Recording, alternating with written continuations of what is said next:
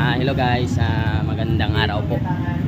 May isa pa po tayong hinahanap na beneficiary dito. Tutulungan natin sa instrumento project natin. Namamasada po siya ng pedicab. At mag-isa lang sa kanyang buhay. May bukol siya dito sa liig eh. Nakita ko po siya. Tsaka sobrang natatsa ko talaga.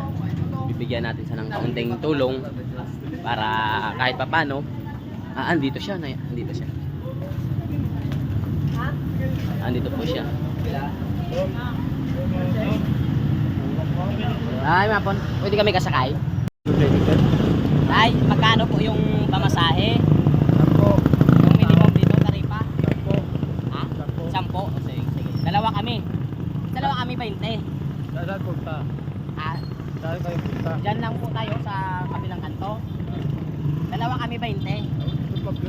Yung ano tay, matagal na ba yan yung bukol mo sa liig? Tagal na. Ay, tapos wala kang asawa? Wala. Wala ka ring anak? Wala right. Saan ka nakatira? Doon sa likod ng Pure Gold.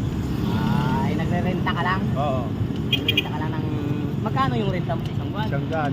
1,000. Ay, yung hanap buhay mo talaga na mamasada? Oo. Ang pedicab? Ay, nakakaawa naman kayo. Ay, sinubukan lang po kayo namin na mag-drive. At totoo po talaga may ibibigay kami sa inyo. Tapos, okay lang ba na yung mamasahe namin ng plate? Dito lang? Okay lang po tayo.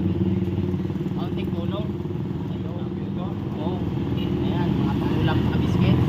Saka meron pa akong bibigay sa iyo na ano, sombrero. Corduroy po ito para pang protection sa init. Para mamasada ka, hindi ka masyadong mainit. Saka tayo mag-iingat pa po lagi sa yung pagpamamasada.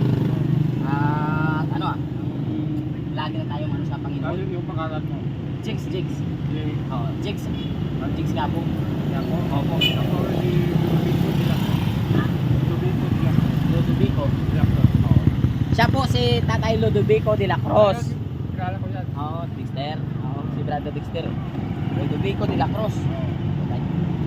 Ingat ka palagi ha. Oo, thank you. God bless, oh. Ingat. Yes.